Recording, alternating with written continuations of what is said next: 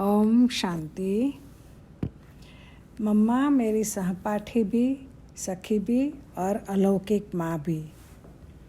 ब्रह्मा कुमारी दादी प्रकाशमणि जी मातेश्वरी जगदम्बा सरस्वती जी के साथ जुड़े अपने अनुभवों को इस तरह कहती है। मम्मा की प्रारंभिक शिक्षा दीक्षा मुंबई से प्रारंभ हुई क्योंकि मम्मा के लौकिक पिता मुंबई में रहते थे। मम्मा ने पढ़ाई अंग्रेजी में पढ़ी थी। मम्मा गुजराती और गुरुमुखी भी लिखना पढ़ना जानती थी। मम्मा के पिता का आकस्मिक निधन होने के कारण वह अपने परिवार वालों के साथ सिंध हैदराबाद आ गई। मम्मा जब यहाँ आई उस समय के हिसाब से हैदराबाद सिंध की लड़की इतनी मॉडर्न हो यह एक मिसाल थी। उस समय सिंध की लड़कियां ऐसे मॉडर्न नहीं होती थी। मम्मा गाने में बहुत होशियार थी। मम्मा की आवाज़ बहुत मीठी थी जैसे गायकों की होती है। मम्मा जितना गाने में प्रवीण थी उतना ही डांस में भी होशियार थी, उतना ही पढ़ाई में भी और स्कूल के अन्य सभी कार्यकलापों में भी। पहली मुलाकात। पहली बार मैंने मम्मा को स्कूल के एक फंक्शन में देखा था। उसी फंक्शन में मम्मा ने ट्विंकल ट्विंकल लिटिल स्टार गीत पर डांस किया था। इस डांस पर मम्मा को इतने सारे इनाम पर इनाम मिलते रहे कि मैं देखते देखते ही दंग रह गई। उस समय मम्मा की उम्र लगभग 16 वर्ष रही होगी। मुझे भी मैट्रिक की पढ़ाई हेतु कुंदलमल मॉडल स्कूल जहाँ मम्मा पढ़ती थी में जाना पड़ा। यह अंग्रेजी माध्यम का स्कूल था। मैट्रिक में मैं मम्मा की सहपाठी बन गई। हम दोनों एक ही बेंच पर बैठती थी मगर हमारे में उतनी मित्रता नहीं थी क्योंकि मम्मा बहुत मॉडर्न थी और मैं बहुत सिंपल थी। लेकिन सहपाठी होने के नाते आपस में एक तरह का आकर्षण और स्नेह जरूर था। उस समय मैं उनका लौकिक परिचय भी नहीं जानती थी। गहरी स्मृति शक्ति। फिर थोड़े दिनों के बाद दीपावली की छुट्टियां हुई। छुट्टी होने के कारण एक दिन मैं बाबा के सत्संग में गई। उस समय बाबा का सत्संग शुरू हुआ करीब 1.5-2 मास हुए होंगे। उन्हीं दिनों में मम्मा भी सत्संग में आई। जब हम आपस में मिली तो हमने भी उनसे कहा कि यहाँ बहुत अच्छा सत्संग चलता है, आप भी रोज़ आओ। हम भी रोज़ आते हैं। इसके बाद मम्मा प्रतिदिन सत्संग में आने लगी। मम्मा शुरू से ही बहुत होशियार, धुरानदेसी तथा अच्छी स्मृति वाली थी। मम्मा की स्मरण शक्ति इतनी तेज थी कि एक बार सुना और बुद्धि में छप गया। बाबा की एक पॉइंट सुनी वह छप गई और उसके 10 राज निकाल देती थी।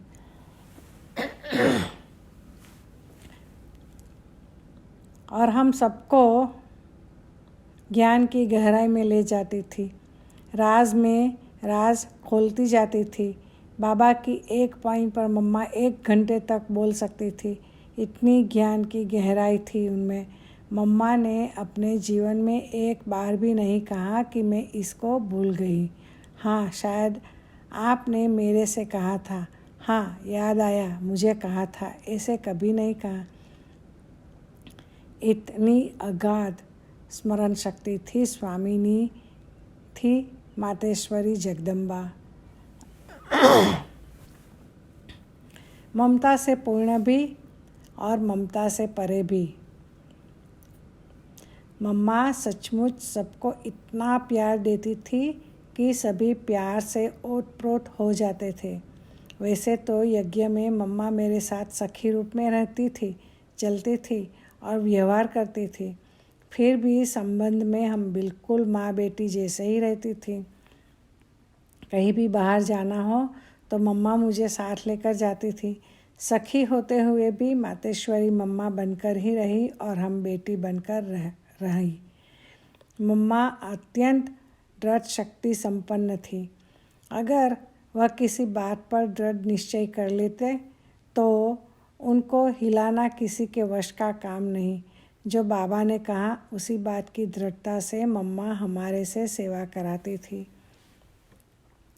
जितनी दृढ़ता उतनी ही निश्चय बुद्धि भी थी। मम्मा का निश्चय देखने लायक होता था। मम्मा की एक्टिविटी से यह बिल्कुल सबको मालूम पड़ता था कि यह बनी बनाई राधे है, यज्ञ माता है। मम्मा के हर कदम से यह मालूम होता था कि यह वही मम्मा है, वही राधे है और वही लक्ष्मी है। मम्मा बहुत निर्भयी थी। मम्मा प्रैक्टिकल में शेरनी शक्ति स्वरूप थी। साथ साथ मम्मा क्या अनासक्त थी, बात मत पूछो। कोई देह अभिमान नहीं, परंतु स्वमान का नशा इतना था कि और किसी में ना हो सके। अपने पर पूरा विश्वास, बाबा पर पूरा विश्वास और बाबा के कार्य में पूरा विश्वास। बाबा ने कहा और मम्मा ने करना शुरू किया। एक बाबा ही संकल्प, श्वास सब में था। प्यार भी सबके साथ मम्मा का इतना था कि बराबर मेरे दिल से ये शब्द निकलते हैं, मम्मा तो ममता की मूर्ति है, निर्माणता की निधि है। उनमें ममता थी परंतु कोई मोह नहीं। सबको इतना प्यार करते हुए भी मम्मा उतना ही निर्मोही थी, ममतामयी भी और ममता से परे भी।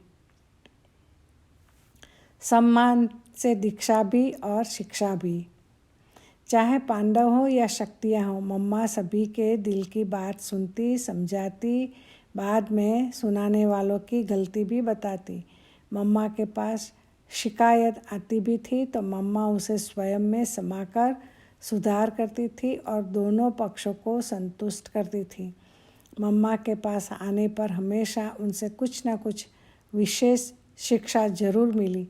वहाँ से उठने पर यह लगता था कि उनसे कोई प्रेरणा व शिक्षा लेकर जा रहे हैं और जो कहने आए थे उसको वही भूलकर जा रहे हैं। मम्मा इतनी संतुष्टता की मूर्त थी कि जो मिला, जितना मिला उसमें ही बहुत खुश।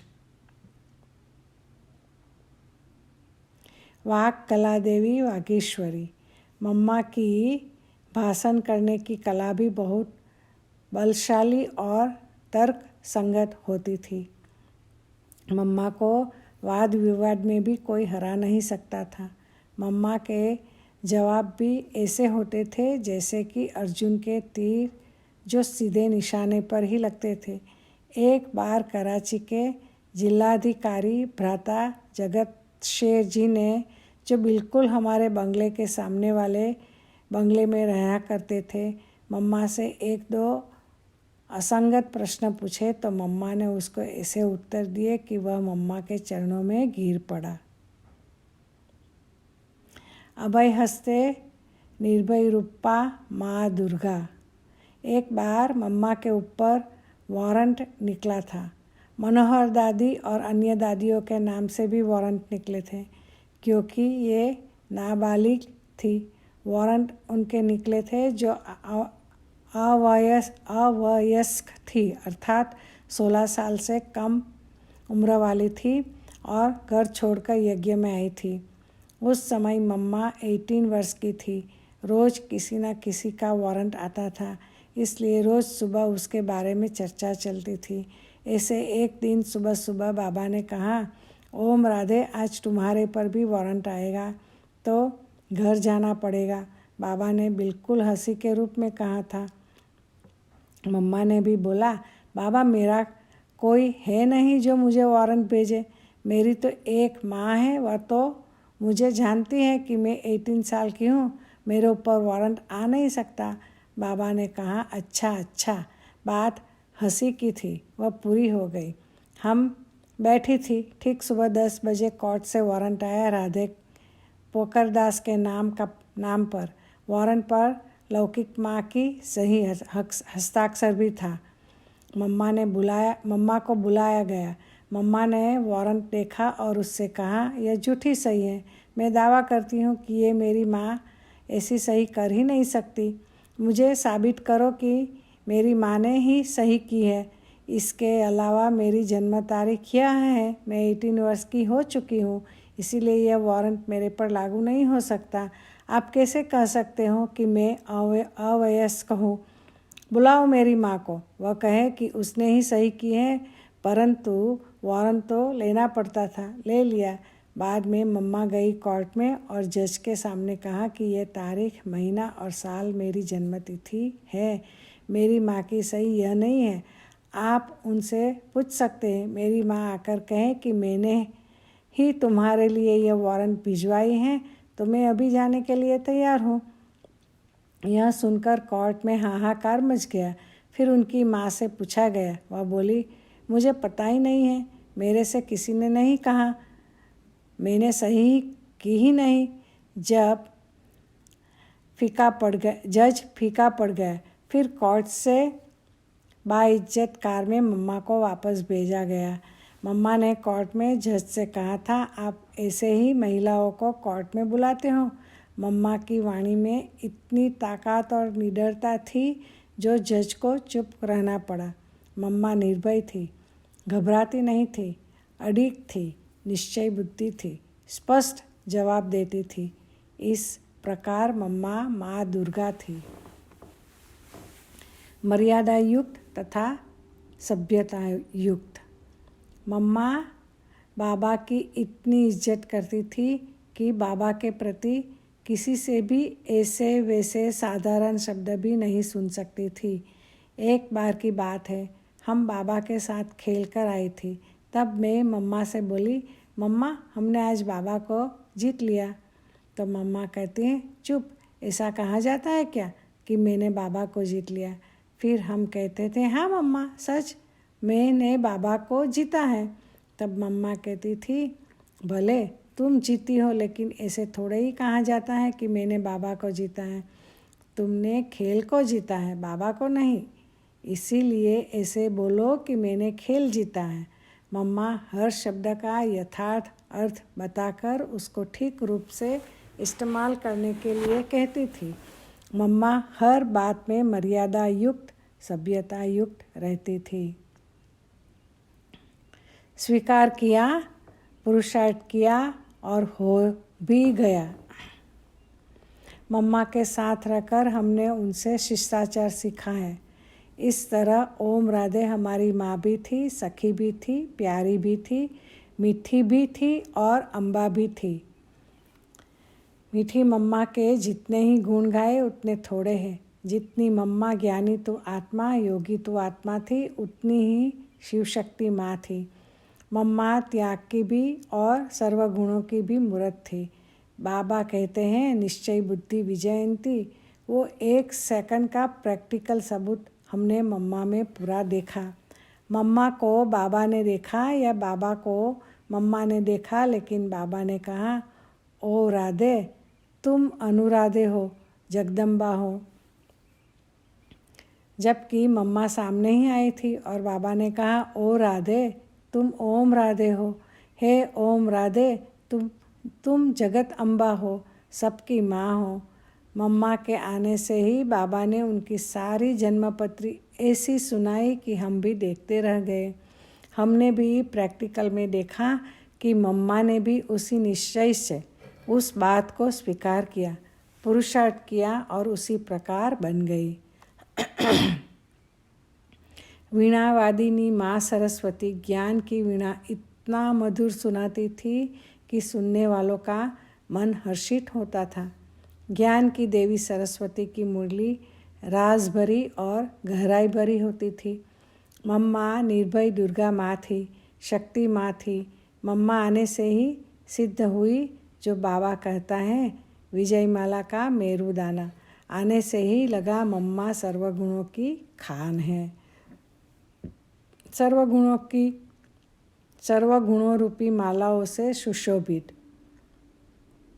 हम आदि से ही मम्मा के अंग अंग रही हूँ, चाहे ओम मंडली में, चाहे ओम निवास में, चाहे कुंज भवन में। मम्मा में हमने यह देखा है कि सामने कोई भी आए, किसी भाव से भी आए, मम्मा की दृष्टि पड़ते ही वह चरणों में झुक जाता था।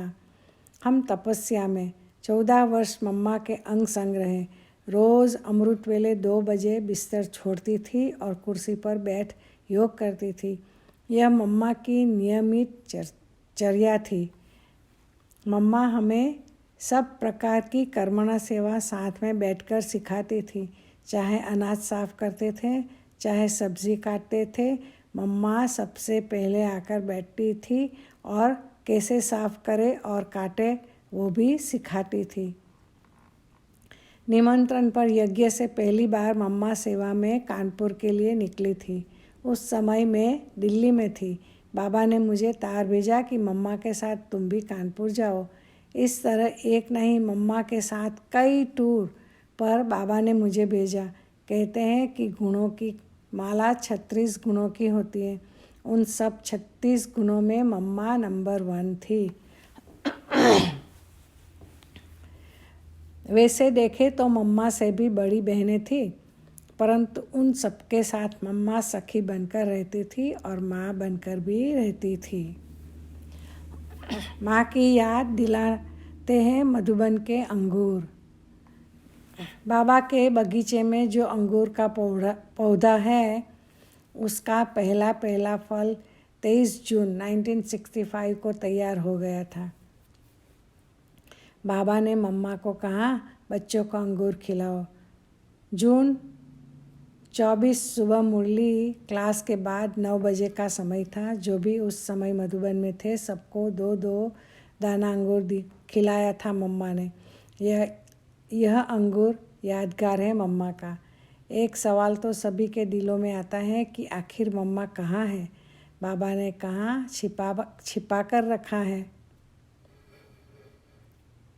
बाबा ने मम्मा को कहाँ छिपा कर रखा है, परंतु इस सवाल का जवाब तो बाबा ही जाने। बाबा आपकी गतमत आप ही जाने। इस बात को अभी तक बाबा ने गुप्त रखा है। कही तो है मम्मा। अच्छा, ओम शांति।